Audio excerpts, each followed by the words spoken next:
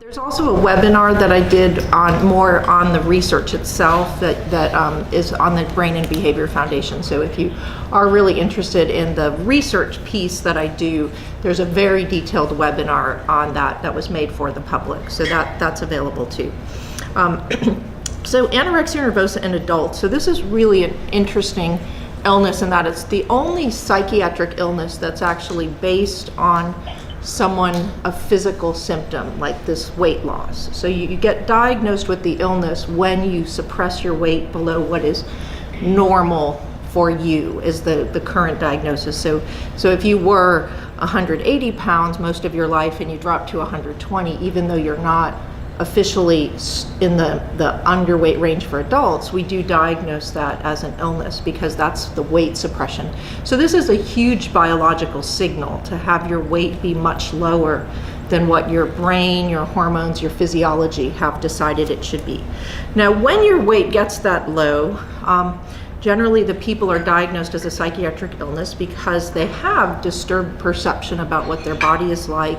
Their self-esteem depends on what they look like.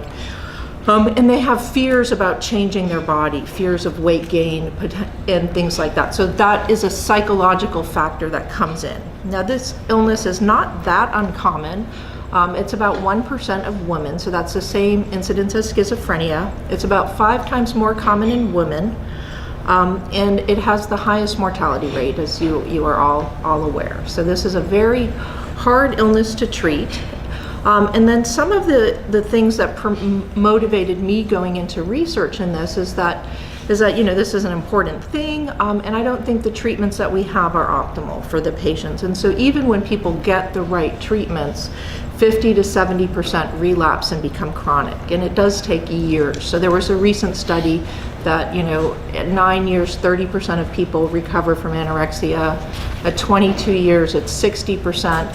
I mean, you might as well not have treatment if it's going to take 22 years to get to recovery, right?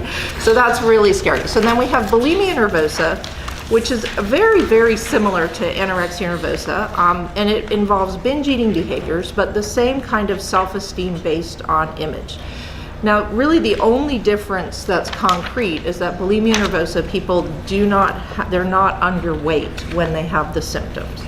And so that's kind of an arbitrary thing. And the overeating occurs in combination with these compensatory behaviors, which could be vomiting, fasting, laxatives, or excessive exercise. So all of those things are to compensate for eating. And so people have different amounts of how much they binge versus how much they purge. It varies a lot. Basically, you have to do either of those things about once a week for us to give you the diagnosis of the illness. But it also has very severe medical complications because there's a lot of electrolyte imbalances and cardiac problems and GI dysfunction, gastrointestinal bleeds, things like that from purging behaviors and all of that. So it has an elevated mortality. It's not quite as high as the anorexia nervosa. It's more common, about 3%. It's also more common in women.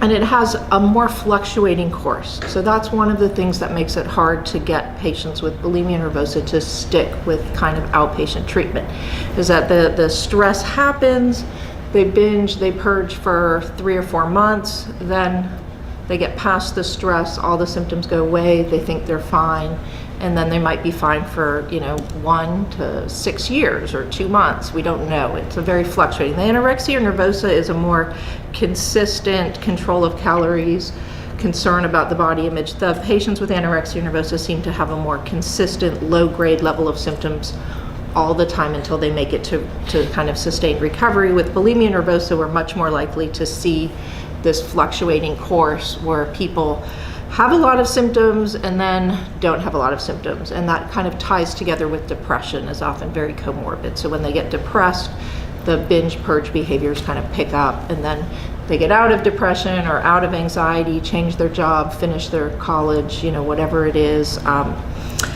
they get better. So that makes it harder to keep the people with bulimia sort of in steady outpatient treatment, so that if they start, because what you really want, what I see as a psychiatrist is what I want is to have a patient that's in outpatient treatment and is regularly coming to see me every if they're doing well, every 2 or 3 months they come in.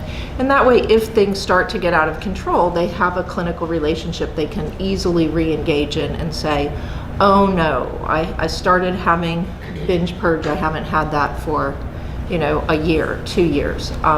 And so really keeping that regular relationship with the therapist, the psychiatrist, I think is really important in helping people that have had this illness stay recovered. And that if you're not doing these physical things like losing all the weight, vomiting, purging, all those behaviors, laxative abuse, you're much less likely to have the serious deathly consequences of the illness than that. And so then there's this idea that treatment should produce recovery.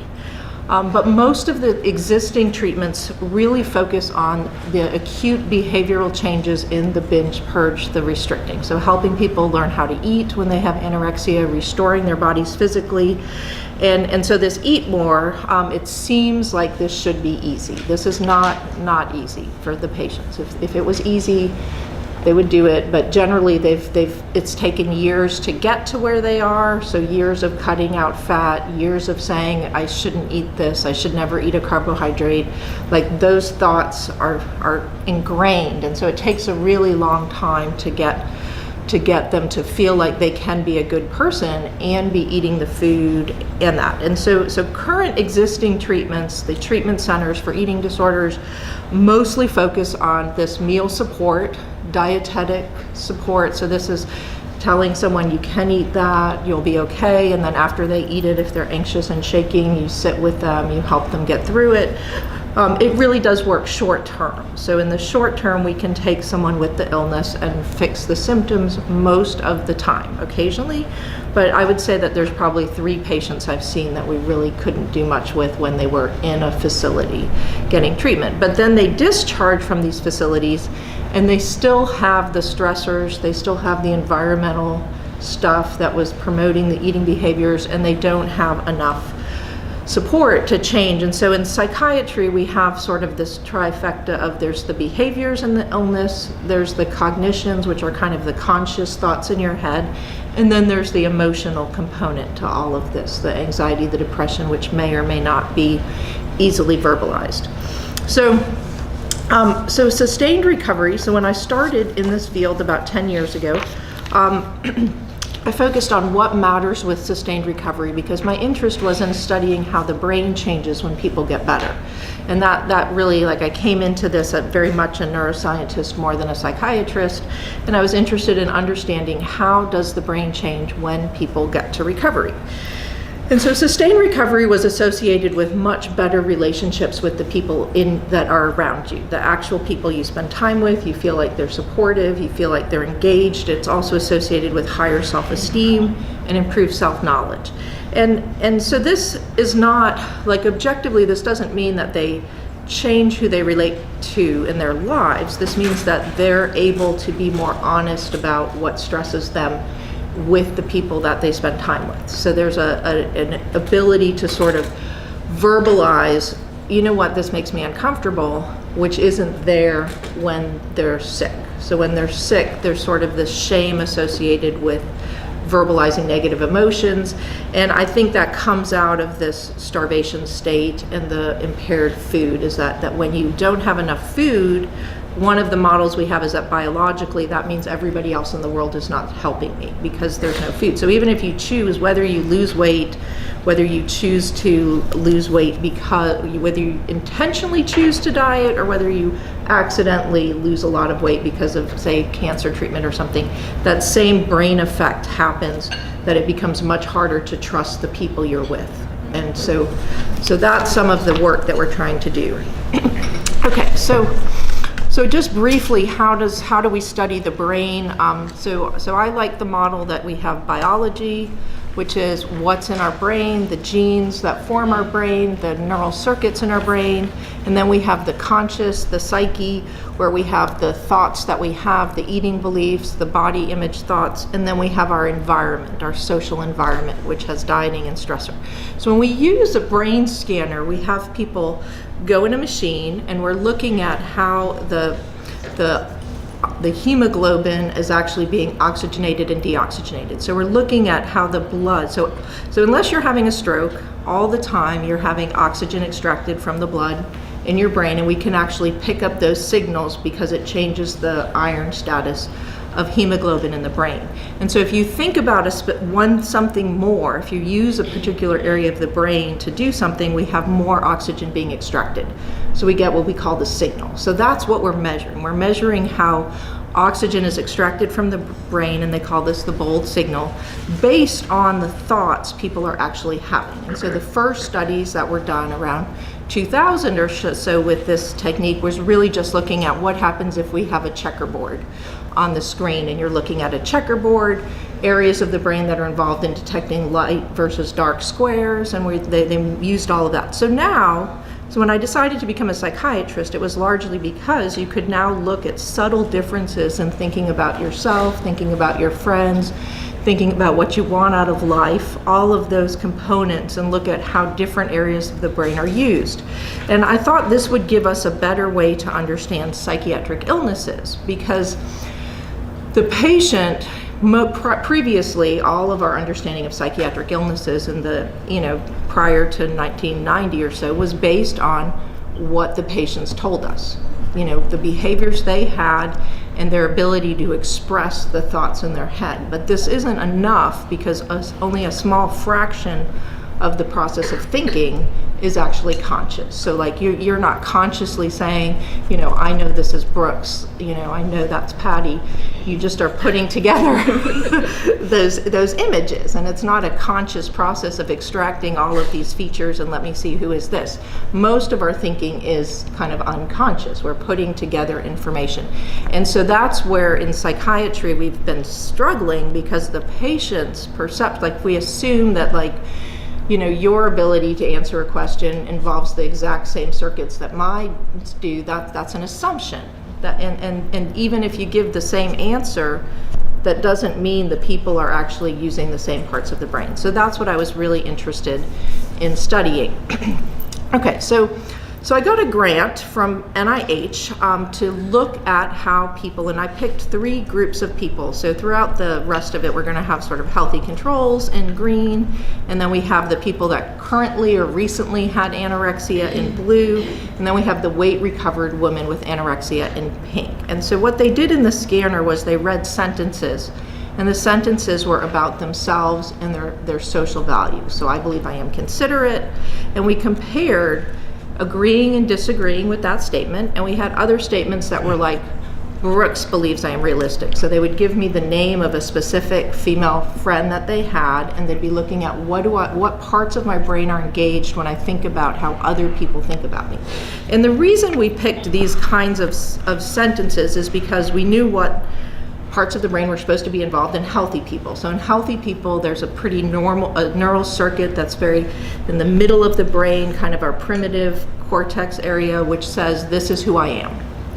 And that is very robust pathway. When you ask me a question about myself, the middle of my brain lights up. When you ask me a question about what other people think about me or what other people think, you add on regions of the brain that are kind of on the outside of the brain. And those areas are used, like they're social engagement areas. You have to do social reasoning. And so we were interested in whether people with eating disorders who seem so sensitive to other people's criticisms and worried about how other people think about them, whether there were differences in how they perceived other people versus whether there were differences in thinking about themselves. And so that's really kind of the fundamental tool that we've used to kind of get at how the brain works. And so just really briefly, when we do this, we do a whole lot of math and statistics on the brain, and ultimately we do a comparison to find out what areas of the brain are being used differently. And so that's what I've sort of represented here. And so that area in the front of the brain that you see on the top figure is the bright yellow spots. Those areas are used in healthy people when you agree with a sentence about yourself. But they're used in the both patient populations, both the people that are currently ill and the long-term weight recovered patients, when they disagree with sentences. And so we think this is probably a normal neurodevelopmental process that occurs through high school. So in high school, you decide I'm not an actress before you decide I am a scientist, for example. You exclude things before you include who you are. And so some of the work I've done in children, and I know something for Kelly's really interested in how this process of the brain development and high school and childhood really leads to people. And so that ability to say this is what I'm not versus this is what I am, is a normal neurodevelopmental process. And some of our hypotheses are that because of reduced fat intake, children may not make the connections to start saying, this is who I am, this is what I agree with. So that's some of the work we're doing now. But this was a surprising result. So I just want to point that out. We did not expect this at all. I didn't expect that the weight recovered people would continue to show this difference in disagreeing compared to agreeing. And I also, if you look behaviorally at the things they answer to, they're answering the questions in the same way. So if you look behaviorally at how they think they're thinking, they're agreeing with the same percentage of statements, they're agreeing with the same number of positive, negative, all of that is the same for the weight recovered group and the healthy control. So there's no insight into what's different. So it's only by using this advanced technology that we start to understand how the neural circuits are different in this illness. And so now on the more exciting side, when you look at this process of thinking about other people, and you look at the next figure, the compensation and recovery, what you see here is that the pink people, our weight recovered people, look very different from both the healthy controls and the patients that were recently sick. And this was really one of the most exciting things that we found, which is that really the people that recover are now using the social cognitive parts of their brain, that outside areas of the brain that are involved in thinking about other people, to answer questions about themselves. So this is what we would call a neural compensation. So when you're healthy, you use the outside of your brain to answer the questions about what other people think about you. In order to make it to recovery, you have to learn how to use that to answer questions about yourself. And so from a clinical sort of example of this, I work with a patient and they think, oh, I'm terrible at everything, and you say, well, it sounds like your teacher really appreciates what you're doing with this class. It sounds like you're working really well. And so if you do that enough over time, we think that our patient then learns, you know what, my immediate feeling is that I'm not good enough, but let me put it in the context of what would my therapist say, what would my friends say, really I am enough, like I've got these evaluations. So it's so that inner core is still saying I'm not good enough, but the outer core is saying the facts are, the reasoning is sort of the conscious. And so these areas that are different are all part of a network that's thought to be involved in conscious decision making. And so that's what's really interesting here, is that the areas that turn on when they think about themselves, so that's why the bars go down. It's like the difference in thinking about yourself versus the difference in doing this reflected perspective taking changes. And so this was really exciting. This was some of the most exciting data that we got, because it starts to tell me how therapy works, how the recovery process works, and what has to change to get people to recovery. And so we call those kind of these neurocognitive targets. Now if we go back to that biopsychosocial model where we have our biology, our brain, and then we have our thoughts, and then we have the environment, one of the important things, in my opinion, in doing research is that we're able to take what I find in this very expensive scanner and bring it back to clinical practice. Because we're not gonna, it doesn't make sense from any kind of health insurance policy perspective to think scanning everyone, zapping everyone's brain is going to be the right solution for these illnesses. It's too expensive, too hard to access, unlikely to ever happen that we're going to be, brain stimulation is going to be a solution. I mean, we already have healthcare dollar issues. So what we want is we want to be able to understand what in the office can tell me if my patient is moving in the direction of recovery? So we want something that any person, any doctor, psychologist can, by talking to the patient, can get a sense of, okay, this means their brain is working like this. And because their brain is working like this, we want to do something differently. So when we did this study, in addition to the brain measures, we had a whole bunch of office measures. So they had this giant packet of questionnaires. Now it's all online, but at the time they had a packet of questionnaires, and we measured depression, anxiety, self-esteem, their ability to detect emotions, and all of these things. And one of the measures that we did correlated really well with their brain activity in these tasks, and gives us a very specific cognitive target. And so if we look at this, what's an attribution bias? This questionnaire consists of 32 statements like this, and you see the top part, your friend refused to give you a ride home, and you have to write in why. So you have to self-generate your immediate first thought, and those are the instructions the patients get. It's the very first thought you have about why someone would refuse to give you a ride home. And then we code it based on whether the answer is about me, like I'm a messy person, last time I gave a ride, I spilled soda in their car, they're never gonna let me in the car again, or it's about the friend, my friend hates to drive, they're not gonna give me a ride, or it's about the situation, it would be inconvenient for that person to do that. And so everybody sort of, when they go through life, things happen, and we immediately create our story about why that happens. So what was fascinating to us was that the ability, how you answered these questions about yourself. And so one of the measures from this thing is called the externalizing bias, which doesn't make any sense really, but it's basically the difference, like that term is not, I did not invent it, but the term is basically the difference. So if you said something was about you, was it a good thing or a bad thing? So half the items on the questionnaire are positive, and so a good thing happens because of me. That's a self-promotion, so that's why this axis has sort of self-promotion on the right, self-blame on the left. And what we found was that your tendency to blame yourself versus promote yourself was correlated with how much this particular region of the insula changed. And this is really fundamental to eating disorders, because a lot of research is converging that the insula may have to do with a negative self-perception and a negative tendency. But the cool thing from my perspective is that this gives us something we can target in therapy. We can target those biases about themselves, and we can talk to the patients about, how do you think about yourself? Like maybe you're thinking about yourself too critically, and over time, you can start to probably reduce the tendency to activate this area. So that's what we're looking for. Okay, so that data was all collected based on this NIH grant that I received in 2012.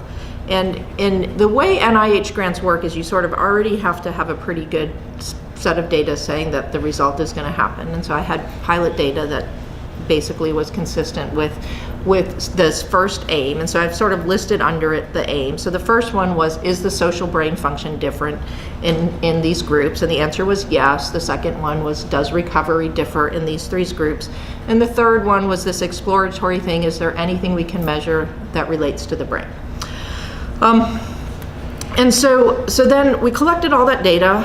I met Brooks in the course of doing that, and she was really interested, and I was as well, in the course of illness. So now that we had these nice assessments, what happened to the patients over time?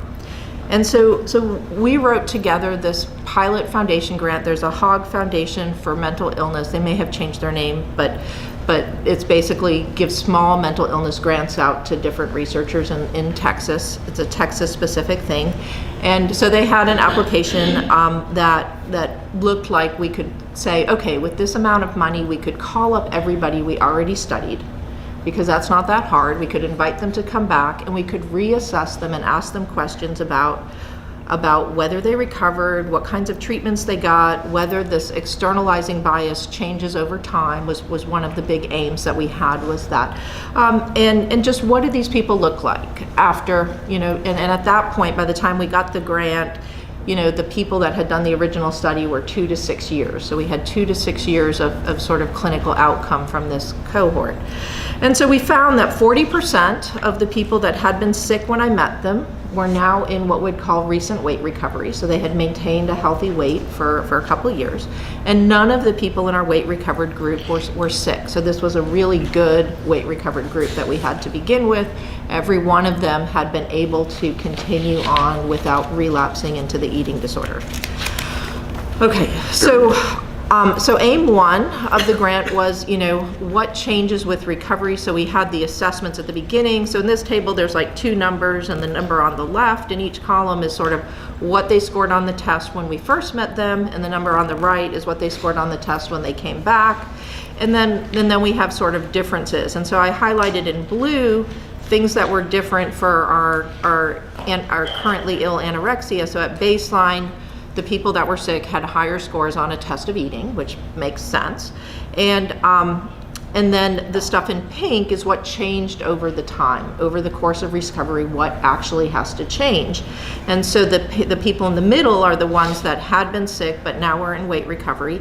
And so their depression scores got lower, and that externalizing bias actually improved. So that gave us kind of two things that need to be targeted in treatment. And what's important here is that almost all of the existing work in eating disorders has focused entirely on those top two things, the eating pink thoughts and the body image thoughts. And so if we're targeting things, and I think it's particularly striking that the body shape thing does not change at all for any of the groups. So even our weight recovered patients are still critical of their body. Potentially because they are weight recovered, they still continue to have that. So a lot of the eating disorder treatments that exist right now really focus on changing how people think about eating and how they think about their body. But if you actually want to move them into recovery, you may need to target how they think about themselves and other people, and this tendency to blame themselves for bad things. Those would be more effective targets if you're actually trying to promote recovery. And so the bottom is just that graph of this externalizing bias change, and you can see that the people that stay sick they don't change, they continue to blame themselves for all the negative things, and the people that are healthy or that were weight recovered at baseline, are now taking credit for good things. And then the people that moved are moving in that same direction of taking credit for more good things. And so this is a small sample, but this is kind of an example of how a foundation grant can really make that initial NIH grant, because this whole questionnaire, this whole idea of assessing self-perception is not consistent with the existing work in eating disorders. So I wouldn't have been able to get funding to do that. And so the newest thing that we're doing is we're now have an intervention that I've constructed. And so one of the things that I didn't kind of talk about initially, I was lucky in that my exposure to eating disorders happened in a small program that was at a single site in Texas in Dallas here that had been existing for 32 years. It had been in Dallas, the first eating disorder treatment program in the state, and that program closed a few weeks ago because of the competition from the larger things. But when I entered that program in 2006, the second month of when I moved to Texas, I met people that really had a lot of clinical wisdom, and they knew how to treat eating disorders. They knew what needed to change intuitively, not biologically, not in the hard data, but that's what helped me formulate my proposals. And so they would have these team building activities and these things and be talking about how people have to change how they think about themselves and others. And so they really had a good sense of it. And so working with the art therapist from there, Susan Miracle, we've built this pilot therapy program, and we ran one set of it in February, and we're actually starting the next set. It's only 4 weeks because we don't have any money for it, so it's coming out of her volunteer time and my volunteer time. I have a resident that's graduating that was very interested in doing it, so she's running part of it. So we have the people volunteered, and then we're giving free therapy, so it doesn't really cost all that much, and then my NIH funded team is doing the assessments and recruiting them. But we've basically got these activities, so you can see this little picture of this like wiffle ball with all these sticks, and so the people have to copy. They get the figure on the upper right, you see that little card there. They have to copy that onto this large piece of paper, but they have to copy it cooperatively, so everybody has to hold on to the sticks, and they have to learn to talk to each other, to interact, to trace the shape. It's not that easy, and it's a very active way of interacting with other people. And so we have these videos that are basically like job feedback that say, hey, you just started this job and I thought you were going to be fabulous, but really everything you've done is terrible. And yeah. You know, we have these job feedback videos, and it's nice because we show them to the group and everybody sees the same video. And so they're willing to talk about how bad the video makes them feel in a room with other people, whereas they're not willing to talk about how bad it made them feel, like, you know, in the context of like, I can't talk to my, my brother this way, or I can't talk to my, when I'm with my mom, this is too painful, and that hypersensitivity to criticism. So the combination of these two, and then we give them a little education about this is why we're doing this. We really want you to be thinking consciously about how you're internalizing your experiences with other people and all of that. So I'm hoping to get a grant that will do neuroimaging before and after the group, and then we'll get clinical follow-up on the patients for a year. And so even though it's a very brief 4 weeks, I think it'd probably be better if we had sort of 4 weeks and then we had them come back once a month in that group setting so that they build the peer relationships. The other thing that they all said was the best thing about the group was that we have a baseline rule that they do not discuss anything about their eating disorder symptoms in the room. And so a lot of times in therapy, the only way you get people to go to therapy is to be going to therapy to talk about your depression or your anxiety or your PTSD. And so this approach goes there. So that's sort of the direction that we're moving. That's one of the things that we would really love to get funding for, particularly if we could get funding to rescan the patients. So some of them I can scan before the group because they're in another study that I have from NIH, but I can't rescan them, but would like to be able to rescan them 6 months later to see if there's changes in the brain, if we start to move the pathways in that direction. Okay, so I'm gonna stop there, but if you guys have any questions about the brain stuff, because Dr. Broderick is going to talk about how we connected and her story for a little bit, but if there's any brain imaging questions, now's probably the time. Yes. I said, for our conversation last night, something you told me seemed fascinating, but I kind of lost the grip on it. It was something about the selection of friends when you are in this depressed state. Oh, right.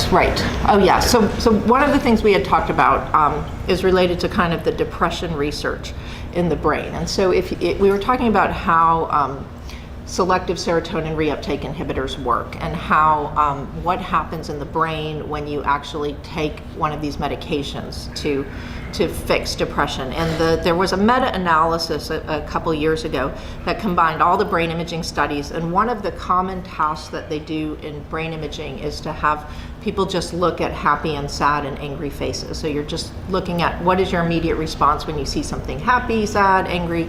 And what they found was that people on these SSRIs, their brain stays active. So when you see a face, it's the fusiform, it's a part of visual cortex that's active. That area of the brain is activated every time you see a face. If you see a happy face and you're on one of these SSRIs, then your brain activation persists for about 200 milliseconds. So when you see a happy face, your brain keeps signaling, I saw a happy face, I saw a happy face for 200 milliseconds. If you're not on it and you have depression, then it's only 100 milliseconds that your brain is active. And so if you think about that compounding over the course of the day, like when you interact with every person in the world, you should be choosing to interact with people that make you happy, that are happy to see you. And if you're depressed, because that happy face disappears so quickly, you don't have the ability to discriminate, this is a good relationship, this is a bad relationship.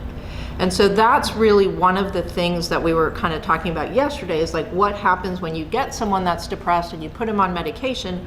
We're trying to help them understand who they should spend time with. So when I get a patient and I put them on an SSRI and they come back a month later and they're better, it doesn't seem like necessarily the medication is what made them better, because what actually makes them better is that they've got a new best friend, they're choosing to interact with the right people, they've found more supportive relationships over a 3-month period. So when they're depressed, they never feel good when they see other people because that brain is kind of squashed on social interaction, and they just want to stay home and hold up. And you start the medication and they start to go out, they start to notice, that, this guy at Starbucks and I have a lot in common and we're chatting now, whereas when they were depressed, they were just, working on their computer by themselves.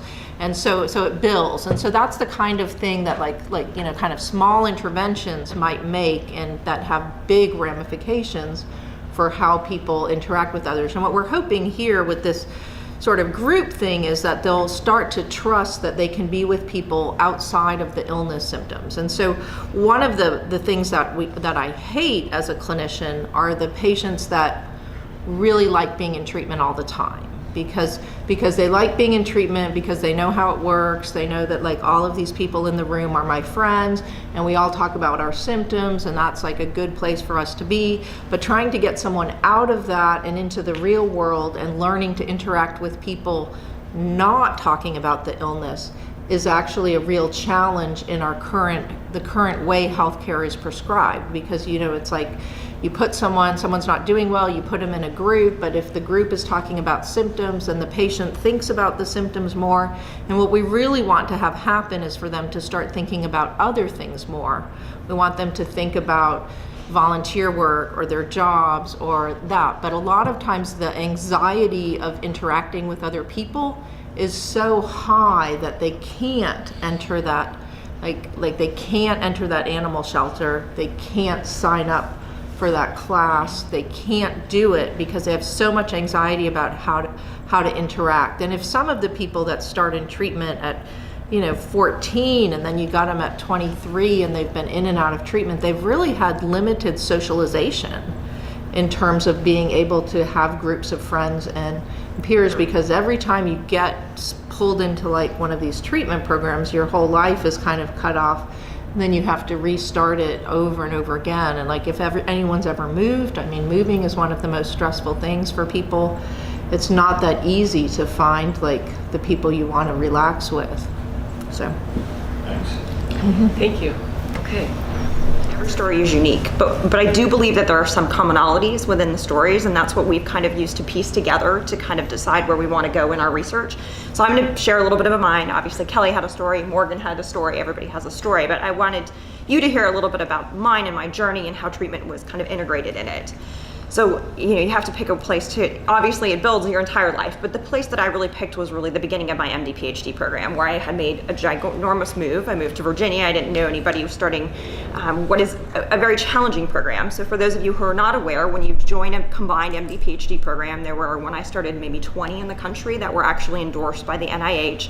And the way it works is that you do 2 years of med school, then you go to the lab and you do 4 to 6 years and you get a PhD, and then you go back and do your last 2 years of med school. So that is actually very disruptive too from a friendship standpoint, because you have different people graduating and moving and doing different things. And there's also in exchange for that indentured servitude, as we call it, they pay for your tuition, but it's not much in terms of the cost of living and everything else that you still have to kind of pay for. So I joined that program, and there was a lot of pressure. They're like, we are investing in you. You're the future of research. You have to demonstrate that you're going to do a really awesome job. And in so doing, kind of adjusting for all that pressure, I, as having been a very anxious child all along, had compensated for this by, for instance, doing every program, every problem in the organic chemistry book twice. It was never assigned for homework. I just did it twice because that was the way I knew it. And that had been how I had always compensated in life.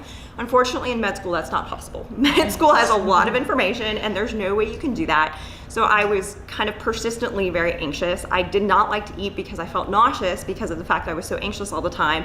And what I discovered was if I went to the gym and I worked out for, beginning an hour a day, that actually was the only time that my brain was not constantly saying I wasn't good enough, I couldn't do this, what's going to happen, I'm going to flunk out. So I then began this very vicious cycle where I was restricting food and I was over-exercising, and that was really the beginning, I think, of where I started to kind of go down this very deep hole into my eating disorder. And as a result, at first I actually could compensate quite well. You know, I had straight A's the second semester. I was really withdrawing socially though. And I think that people started to notice how much I began to socially withdraw because you just couldn't do all of that. And you didn't want to be around other people. You didn't want to interact. So in all of that going on, it was probably in the fall of the following year where I just started to break down. I couldn't concentrate in class. I started to have a lot of emotional breakdowns because of the fact that I couldn't concentrate in class, and it became evident to my peers and they pointed it out. Well, I'm gonna kind of fast forward because there was a lot that went on in trying to get me the treatment that I needed and how it was, and literally it did not happen for 4 years. So from the onset of my eating disorder and me saying, yes, I do have an eating disorder, I need help, it really took 4 more years. And in those 4 years, a lot goes on. And essentially what happened for me is that my identity then became my eating disorder. I had no idea how I would ever survive without it because it was the only way that I had coped for all these years with it. So when it came about that that the people who I had structured around me, my treatment team, really wanted me to go to treatment, I was petrified. I will never forget. It was a room kind of like this. There were people sitting around me who were all, physicians and therapists and dietitians. And I literally said, yes, I will go to treatment. I put my head down on the table and I cried because it was the scariest moment of my life. And I've done a lot of really challenging things, and that really still to me sticks with me as being one of the hardest decisions. So I went to treatment, and unfortunately, like a lot of people, insurance cuts off when you hit a BMI of 18. Literally the day of, they were like, you now need to go home unless your parents sign a check right now because we will not pay anymore. So I went home, I went back to the work that I had been doing as a graduate student, and I just couldn't compensate. Like, it was just such an incredibly huge change from having been in a place where they provide you with every meal and every snack, and you're not dealing with all the stresses, that I just couldn't do it. And now I didn't understand why I couldn't do it. I blamed myself for it. So I had a lot of guilt and a lot of shame for having wasted my parents' money, for not having been able to compensate. And this time, actually, I got a lot sicker. So I developed a lot more medical complications because the onset of the weight loss was very drastic. So, I ended up in the hospital, and I was really coerced again to go back to treatment the second time. So this time I went back to treatment the second time. I had to spend longer there because I was now sicker, but I had a better experience, I think, I knew what I had not done well the first time. So I went back home, and this time what I did was I restructured my treatment program. Or my treatment team at home. So I kept the same physician, so I had his continuity, but I got a new dietitian who was very experienced in eating disorders, and I got a therapist who was very experienced, had a couple of eating disorder patients, but was very used to dealing with trauma and with anxiety and with depression. So with that group, interestingly, my dietitian was actually recovered herself. And there was a group. We had a group of people, and a lot of them were further along in their journey. And so interestingly, I never realized it when I was sick, but they were actually all 18 and 20. So they were 8 years younger than I was. But they became my closest friends because I watched them. And I think that was honestly the first time I saw what real recovery was, right? Because when you're in treatment, nobody has really been out for a long time. So you don't see what it's like to truly recover from the illness. And so your perceptions are, well, this person who's just leaving treatment is recovered. And that wasn't the case. There was so much that went on in those years afterwards. So I fortunately had them, and we really made just, a tremendous amount of strides. I was actually in some of their weddings, and we've stayed very close this entire time. But what I found was really interesting, that was when I started, now I was at a healthy weight, I was making a lot of the progress I needed to, and from the psychological standpoint, working with the dietitian. And then I started to have a much better social life. Like, I started to join Junior League. I was their volunteer, coordinator. Actually, was the provisional of the year for the Junior League that year, because I could use all that energy I didn't have before that was going into my eating disorder to doing other things that I found really rewarding. I joined kickball. I could finally go to the restaurants with them afterwards and eat and enjoy the food. And it was really neat, I think, especially for my friends who had watched me, to kind of watch this all come about. And so for me, those were really kind of the key things that enabled me to get through it. And then all of a sudden, I had graduated, and I was actually thinking I was going to go back to doing what I had wanted to do when I started med school, which was I wanted to do allergy and immunology. Like, that was kind of I had done a lot of research prior to then in HIV. I really was interested in how the immune system fights off these different viruses. That was my plan. I came to UT Southwestern, and interestingly, I knew I needed to form a new treatment team because, like Dr. McAdams says, even if I wasn't going to use them all the time, I wanted them there. So if there was a slip up in residency, somebody was there, I could call them. I knew that there was the support, because the last thing I wanted was to go back to where I was. So I had met with her, and what was amazing was that a lot of this had come about, her research was just coming out when I had gone through it myself, and the commonalities between what she was studying and what I had experienced were amazing, but we both kind of had this drive to figure out, well, why do some people recover and others don't? Because for me, my roommates from treatment did not recover. And I desperately wanted for them to have what I was able to experience. I want for every single person who's been sick to have what I've experienced. And what I tell people when I lecture about the medical complications and about this illness is, as an internal medicine physician, I treat chronic illnesses every single day.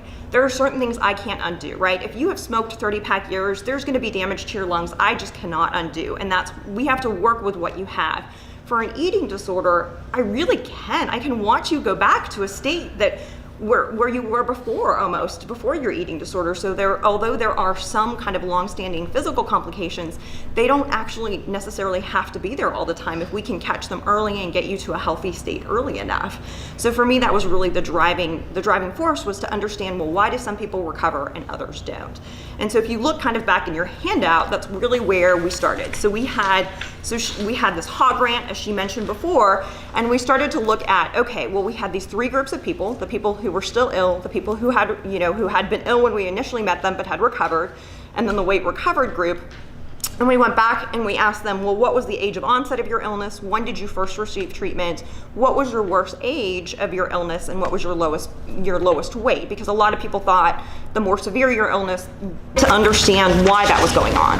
So there was a very famous study that was done in 1944, before we had, IRBs and HIPAAs and all these other things that would never let us do these studies right now. But basically what it was that they took 36 men who were both in good physical and mental health, and they required them to lose 25% of their body weight. And the way that they did this was that for the first 3 months of the study, they gave them a normal diet of 3,200 calories per day.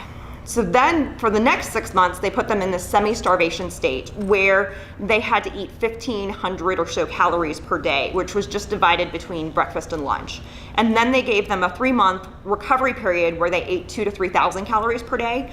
And then lastly, they did this 8 weeks of unrestricted rehabilitation, during which time they had no limitations on their caloric intake. And throughout all of this, they were required to work 15 hours per week, to walk 22 miles per week, and to participate in a variety of educational activities, because they wanted to measure their cognitive abilities during all of this as well. So 22 miles, I actually figured it's about 3 miles a day, right? So it's not tremendously amount, but it is some physical activity, but nothing compared to what a lot of our patients are enduring.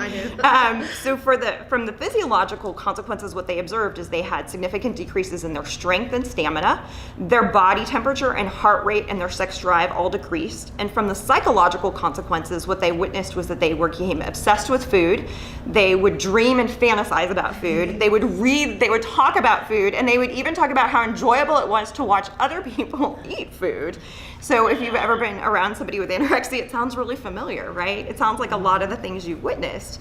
They have a lot of fatigue, irritability, depression, apathy, all the things that we really see. And they also had, what's fascinating is they had self-reported decreases in mental ability, but the mental testing did not show this. And this is why again and again I get asked, well, why are people with eating disorders able to maintain their grades? Like, why are they able to do these things? And I think there's a compensatory mechanism, and doing things like multiple choice tests doesn't tax them the same as it is doing something where they have to be creative, where you have to sit down and you have to write or something. It's a lot harder. And that's not necessarily what are picked up in these tests. So this really kind of was the basis of where, well, starvation has a lot of the same things that we see in eating disorders. So how much of this is coming from the actual state of being starved? And even in the instances where people have bulimia nervosa, what happens is that their nutritional intake is very dysregulated, right? So they might restrict all day and then binge and purge for a few hours and then restrict again until that whole cycle begins again. So it is not the kind of normal nutritional intake that we prefer to see.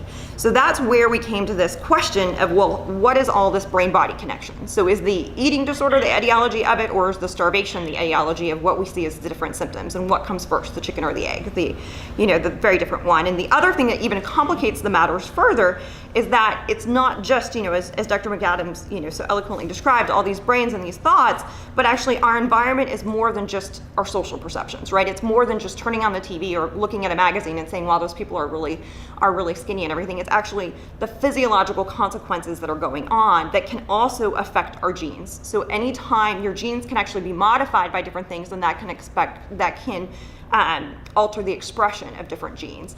And so is the actual physical state of the eating disorder also altering the way that our brain thinks and what our perceptions of what's going on around us? So it's difficult and it's all complicated. Just really quick, you may have touched on it, maybe I missed it, but the consequences that you talked about, were they experienced after the 8 weeks of, so they continued to experience them even though they were able to take as much caloric intake as they possibly wanted to? No. So actually, interestingly, what happened is so that was really during the 6 weeks that they experienced it. During the 8-week period, what they noticed was that a lot of them became basically binge eaters. Okay. They would just eat a ton of food because you had it restricted, and so now they were like, they really wanted to overeat.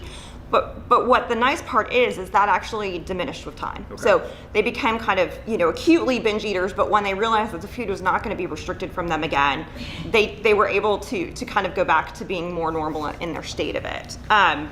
So from a standpoint of where we wanted to look at, one of the kind of thoughts was inflammation was really big in depression, right? So inflammation, you've heard about, like it can alter a lot of things in our brain as well as in our body, and so we wanted to kind of go back and do a little bit of a pilot study to kind of see, well, is inflammation actually present in patients who have anorexia nervosa as well? And there had been one large kind of meta-analysis of 22 different studies, and they had looked at to kind of see which the cytokines are, but they hadn't really looked at it in relation to the course of the illness. They had just taken subsets of people who had been admitted to an eating disorder treatment facility, they followed them up, and they kind of saw, either 4 or 8 weeks later, however long they were there, what changes in their inflammation. But we really wanted to look at it, if we could see if it impacted the course of illness at all. So you can see in the blue, those were the cytokines. So cytokines are molecules that are released from immune cells in order to combat, viruses, bacteria, but also in relation to anything that they view as being a threat.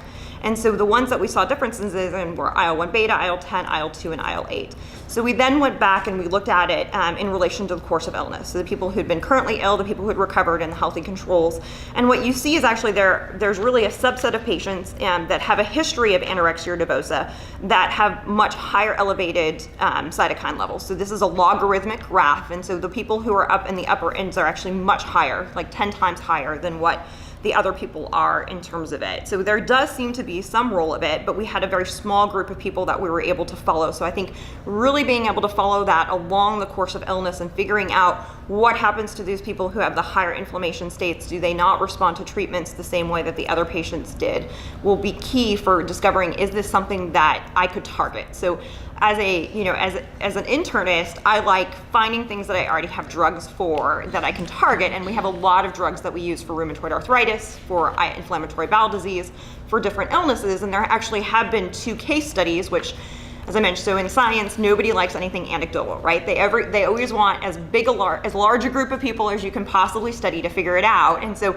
what they had seen, though, was in 2 patients who had their eating disorder for many years, but then later developed inflammatory bowel disease, Crohn's disease, or ulcerative colitis. They received treatment with these anti-TNFs, which are specific drugs that target one of these inflammatory markers, and they were able, with minimal psychiatric intervention, to recover from their eating disorder.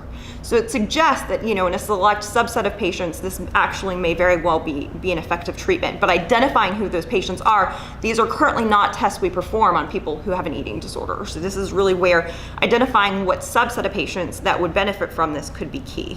So that's really where we come up kind of, the next slide is really the sum of what I've explained to you, which is that for a lot of reasons, people can lose weight and become kind of obsessed with it. As we mentioned, it can be from, that they've been bullied at school, and so they want to lose weight because somebody told them that. It can be from the fact they developed a diarrheal illness and they just lost all the weight accidentally. They developed cancer, they lost all the weight because of the chemotherapy. But then once they're kind of in that cycle, they're in the same cycle that I described to you, right? The low intake, the exercise becomes kind of really just pulls you in, and it's very hard to break out of that cycle. And what happens whenever you change your diet, you lose weight, you're having any of these behaviors, is that you actually change your gut microbiome. So within your gut, there are thousands of bacteria that survive, and they have a very homeostatic relationship. So if you alter those, it can actually really disrupt things. So if anybody's taken an antibiotic, you then kind of, it can alter your bowel movements afterwards because it kills off some of the good bacteria and it leaves some of the other bacteria there, right? So we see this all the time, but now we're starting to realize that the gut most likely can also cause inflammation in the brain. So when you have these behaviors, the intestines actually have cells connected kind of like this. And what happens is when you start to have some behaviors like over-exercising and the vomiting and the purging and everything, what happens is you break apart the cell connections. So then you get kind of this leaky gut, where the bacteria is now exposed to your immune system, and your immune system can generate an inflammatory response in relation to that bacteria there. And then that inflammatory response can actually go to your brain. And when it goes to your brain, is it responsible for some of the reasons why these people just do not respond to the current behaviors. They just can't learn new behaviors when they're in this like currently sick state. And so that's really where, and then you become more obsessed with your weight and with your exercise and with those behaviors. And so it becomes this very vicious cycle that's related to it. So that's really where the focus of my research is in the future, is that we're trying to get some preliminary data, which Carrie explained she had before her NIH grant, and I'm hoping to apply for one in the future. But in order to be able to do that, we have to have some preliminary data stating that this is actually going on in our patients. So what we're looking to do is we're looking to measure inflammation through the two markers I explained to. So we actually take stool samples and I analyze them to figure out what bacteria is present in your intestines. I then take blood samples and I look for the different inflammatory markers that we mentioned. And then we're hoping to be able to follow them over the course of their illness to determine whether or not people who have kind of different bacteria in their gut, different inflammatory states, go treatment differently. Are they more responsive to treatment than those who do not have the same bacteria and inflammatory markers? And so kind of, I guess, at this point in time, Carrie can talk a little bit about how this all comes together and how, we structure our lives based upon these different grants.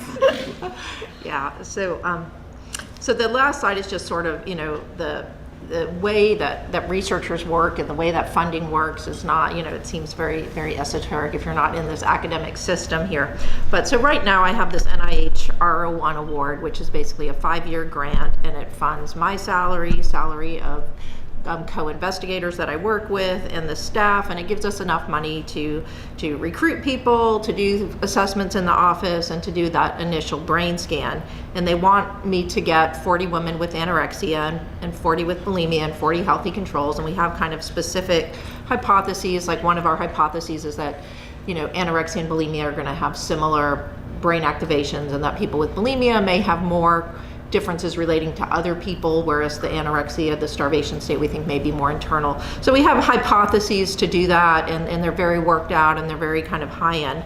But if we actually want to start moving, so I've always done all this translational research, and I probably would have been happy doing translational research if all the programs were like the program that I had worked with. And I would think, okay, the people that are giving treatment know how treatment is given, and that's fine and that's good, and I'm just going to kind of figure out how the brain works, how to map that, and that'll help sort of promote why people should go to treatment, and that will kind of improve people getting treatment for eating disorders in general.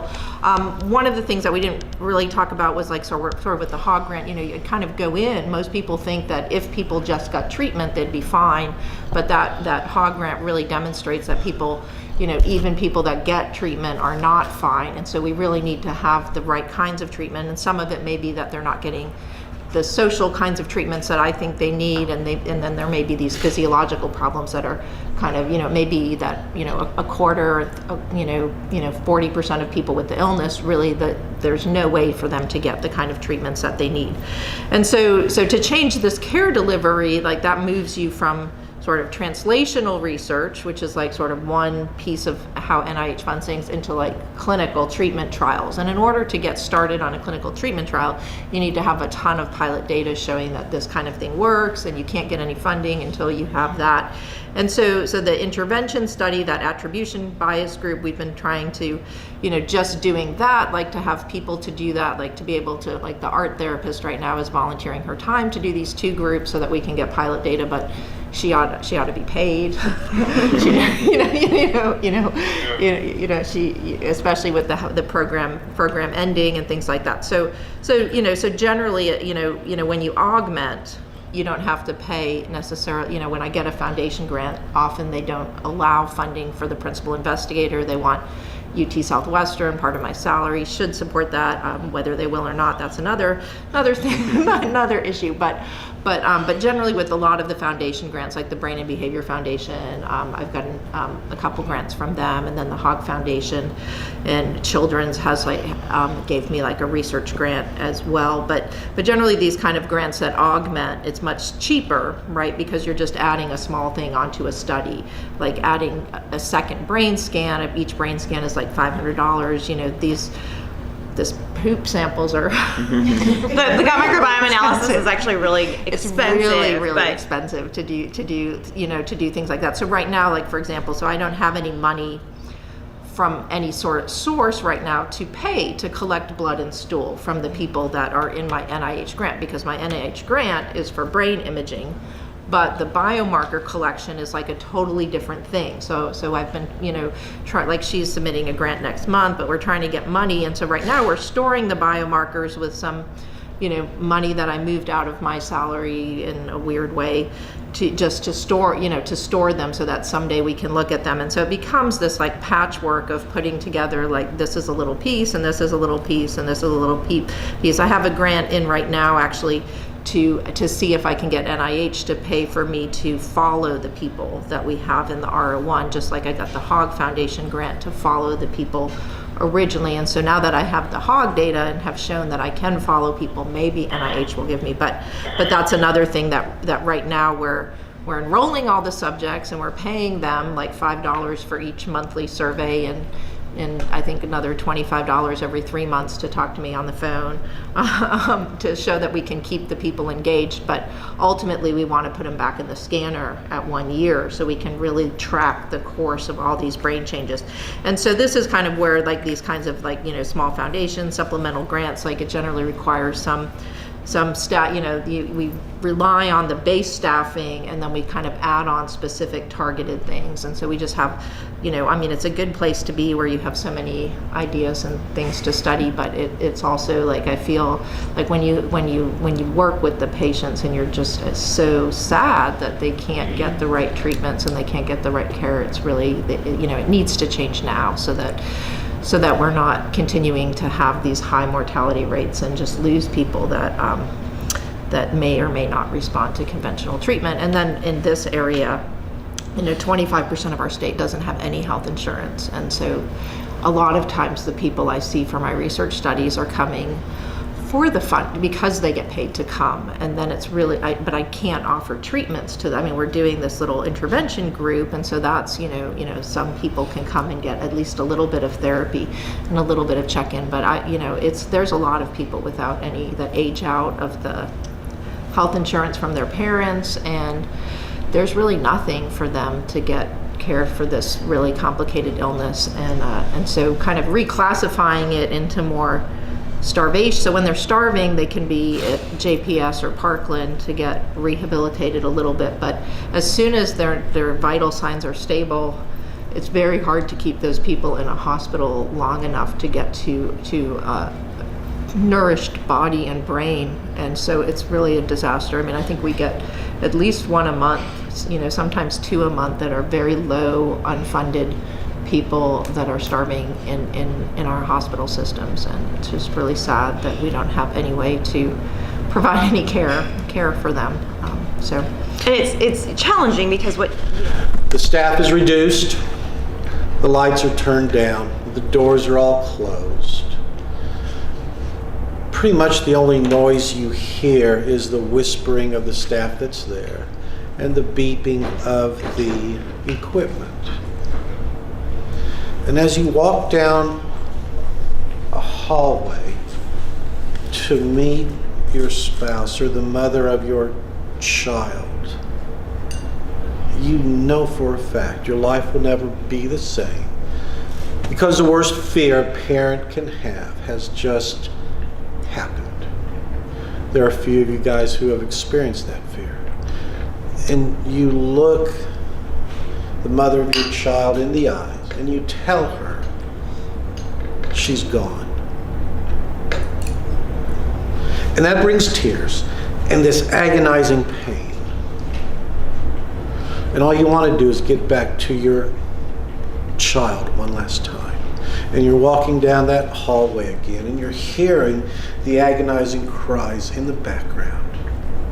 At the same time, you can almost hear this mocking laughter from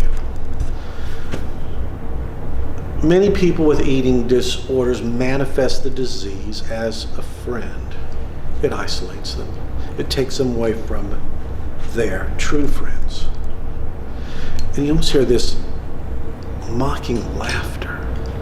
You almost hear this voice saying, I told you you could not withstand the storm. And you know for a fact, your life will never be the same. Well, that's the end of a journey and the start of another.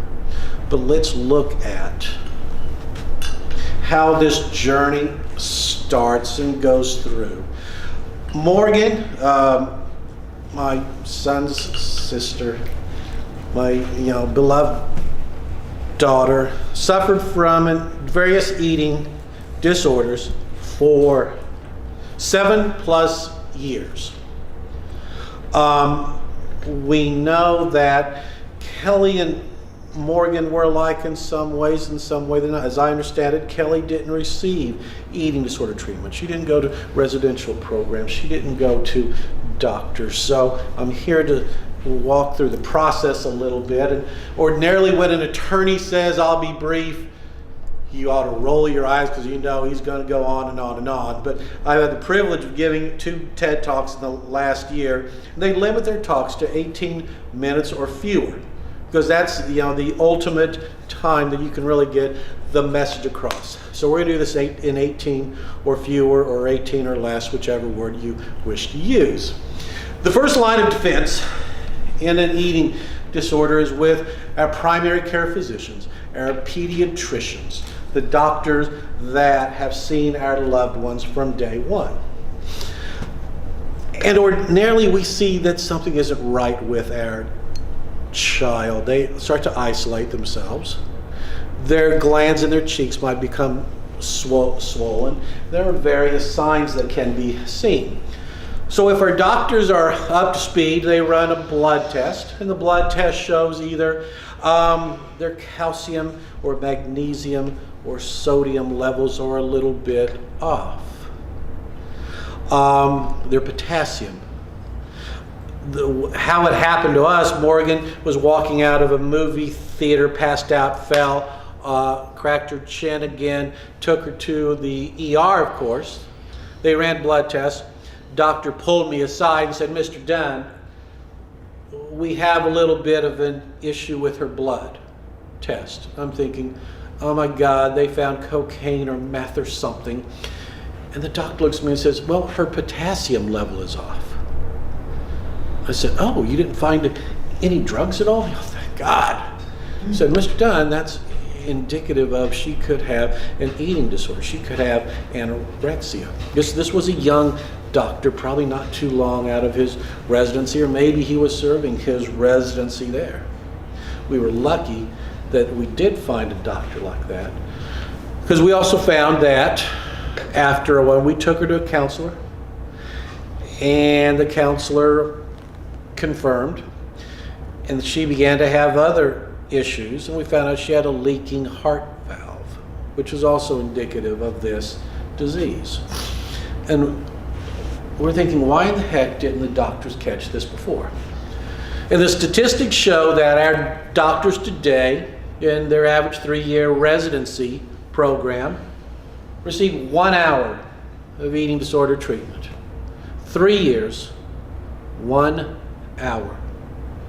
In 2012, the American Medical Association came out with a 17-minute online production about eating disorder and offered it free to their members, our doctors.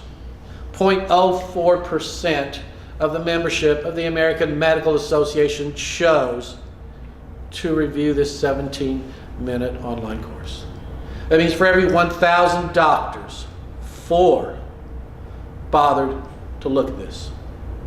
This past year, I was asked to help a family in Maine.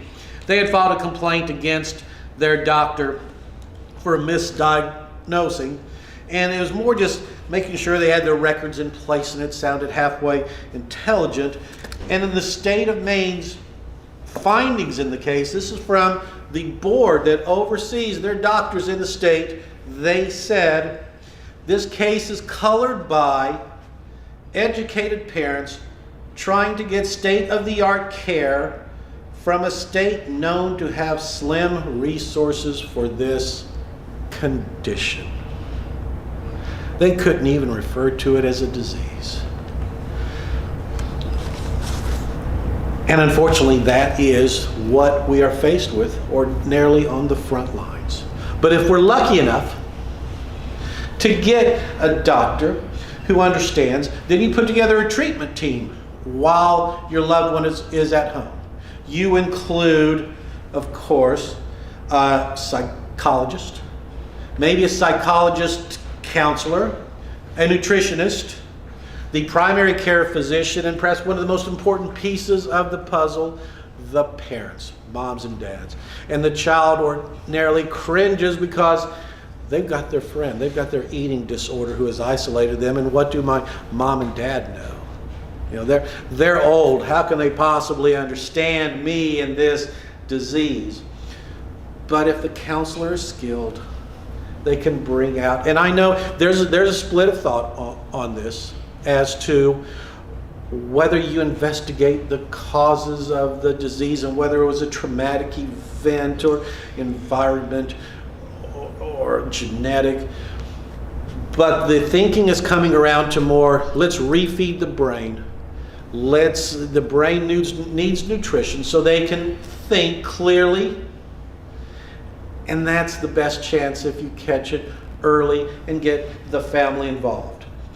Now, if you don't, if the condition worsens, then more often than not, you're sent to a residential treatment center.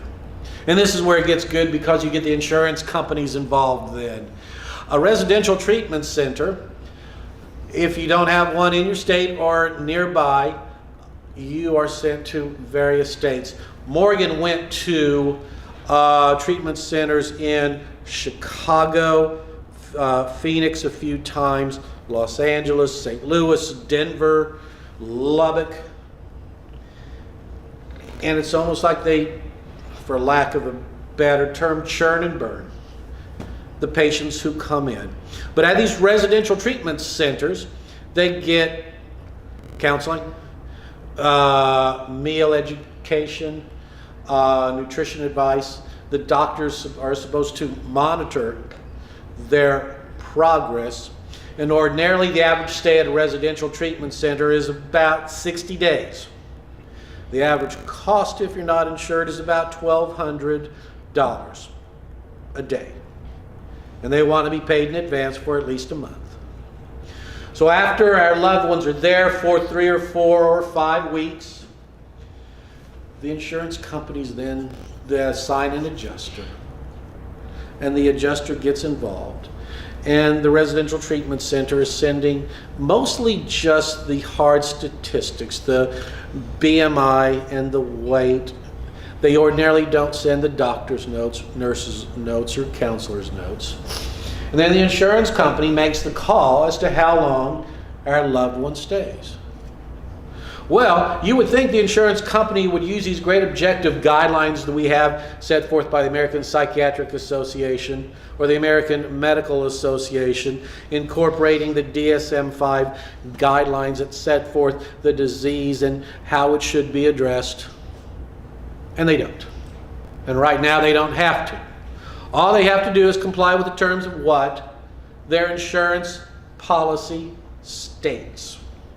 And the insurance contract doesn't have to incorporate those guidelines. It might simply be when their BMI, their body mass index, comes up to this amount, when they're within 80% of the recommended weight, then we're going to reduce them down to the next level of care.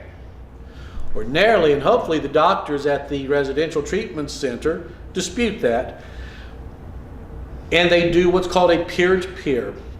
Whether your insurance company assigns ostensibly a doctor on the outside. Well, we know now that these insurance companies have contracts with medical clinics, and the doctor's sole role is to review insurance claims. And so this doctor for the insurance company is not an eating disorder specialist. Talked to Carrie McAdams last night and said, Carrie, you've done thousands of peer-to-peers. How many times have you done a peer-to-peer with a person who was trained specifically in eating disorders? And she said, 0. None. So the treatment for our loved ones is being done by a doctor for the insurance company who doesn't have to comply with the APA and AMA guidelines. So how many times did we get a call, let's say at noon on a day, and we were told, Stephen, the peer-to-peer review was denied. We can put your daughter on an airplane at 5 o'clock this afternoon or tomorrow, and if it's tomorrow, could you wire transfer $1,500 to us? Now imagine you have our loved one, your daughter, my daughter, your wife, going through this most challenging time in their life, only to be told, oh, your treatment here with people you finally established a rapport with ends today. That is the reality of what's happening at our residential treatment centers today. It's a lot worse, but it's a little bit off topic, so I will not go into the residential treatment centers more. But so when they're stepped down, they ordinarily go to, hopefully your community has a hospital or practice that can provide what's called PHP, Partial Hospital Program, where kids are there from 7 a.m. to 7 p.m. and they receive their meals there, and counseling, and individual counseling, and group counseling, and family counseling as well. And that lasts for as long on average as the insurance company says it does. And they're looking at BMI again, and they're looking at statistics again, and our doctors who are trained in this disease aren't making the decision how long they stay. But best case scenario, our loved ones start to recover and the family's actively involved in counseling. That's why I asked the question about dads in this play. I've seen 2 or 3 or 4 movies about eating disorders, and for the most part the dads are portrayed as non-existent or abusers. And I remember going to so many family group counseling meetings, and for the most part, the dads sit back and don't ask questions. And I remember Morgan, when I would show up, she'd give me a big hug, and she'd say, Daddy, I'm only going to let you ask 5 questions today. That's it. Ironic as heck that intensive outpatient is a lower standard than partial hospitalization. The names alone don't quite seem congruent with that. But when IOP happens and that ends, ideally you've got your counselor and nutritionist involved as well. And I can tell you there's not one insurance company that covers a nutritionist. So every time you and your loved one goes to see a nutritionist, it's $100 at least. Insurance doesn't cover that because they don't have to. It's not regarded as a medical session or counseling session. It's reviewed as advisory. Now, as Carrie said, the average treatment time is about 7 years. As I said before, the average cost of an RTC is about $1,200 a day. And the average death rate is about once every 62 minutes. You know, and I've said that statistic a number of times to people. And a statistic is just a statistic until it happens to you, or to you, or to you, or to you. And, you know, I haven't painted a very pretty picture here. But unfortunately, that's the reality of what we face. We're gripped by this fear that we're going to lose the most important thing to us. But if we don't keep our wits about us and fight the insurance companies as they can be fought, it really does become a full-time job. But there is hope, though. I've always loved one quote by Teddy Roosevelt. I think it was in 1903 when he said something like, "'Tis far better to dare mighty things, to achieve glorious triumphs, even though checkered by failure, than to rank with those poor spirits who neither enjoy much nor suffer much, because they live in this gray twilight that knows not victory nor defeat." Well, we have a given problem to solve. And we have to be bold. We have to look at bold options. We've got to be able to believe in the Carrie McAdams and the academic centers and the research centers that are doing work. You heard about this incredible microbiome research that's going on, and there's promise there. I gave a TEDx talk on this ultraviolet pulsing light treatment into the brain that goes into certain parts of the brain and activates the mitochondria that releases nitrous oxide, which the nucleus absorbs, and it's supposed to release the natural endorphins and oxytocin, natural neural hormones to level out the brain so our loved ones can more accurately process the information. But foundations like this have got to be at the forefront of the war. We've got to be able to stand up and just allow ourselves to be counted and collaborate with others who share our vision, our dreams. Because if we can prevent one parent from having to walk down that hospital hallway at night, if we can prevent one more Kelly or Morgan, we're investing in our future. And that's what you guys do. Any questions? Yes. Moving, obviously. I guess my question is, what's the best way that we can change these insurance laws to help us help people who are sick? Okay. It seems like there should be, I don't know, a bill or something that could help with this. Well, I can tell you we know the Texas legislature meets from January through May every other year.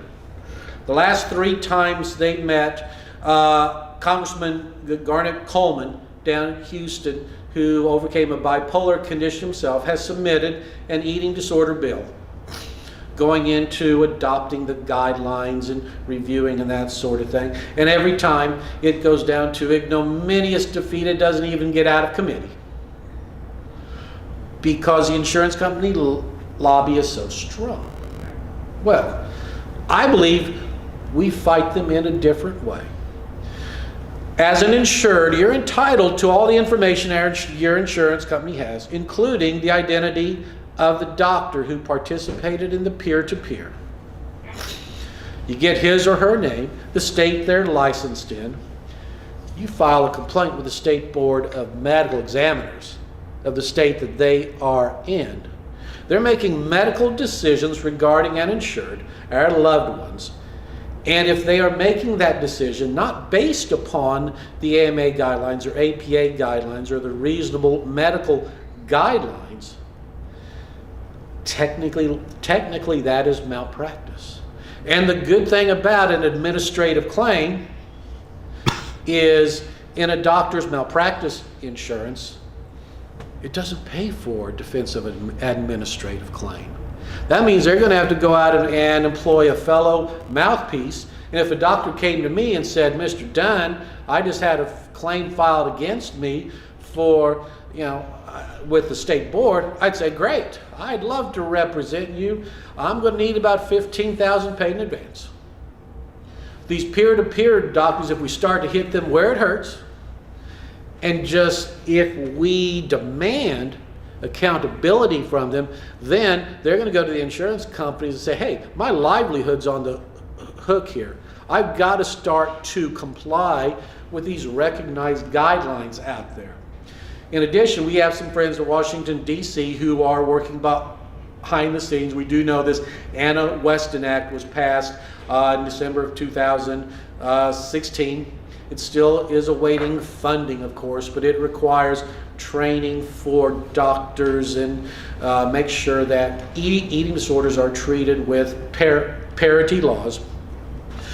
But for each time there is a claim, it's incumbent upon the parents to ask questions, to demand, to be pushy of the insurance company. If you get an adjuster on the phone and you're entitled to know who they are, they've got to respond to every question you have.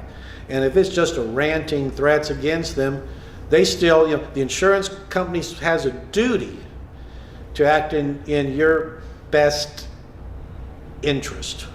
So you can't take just what they say initially. You keep asking and probing and asking why these guidelines have not been adopted by them.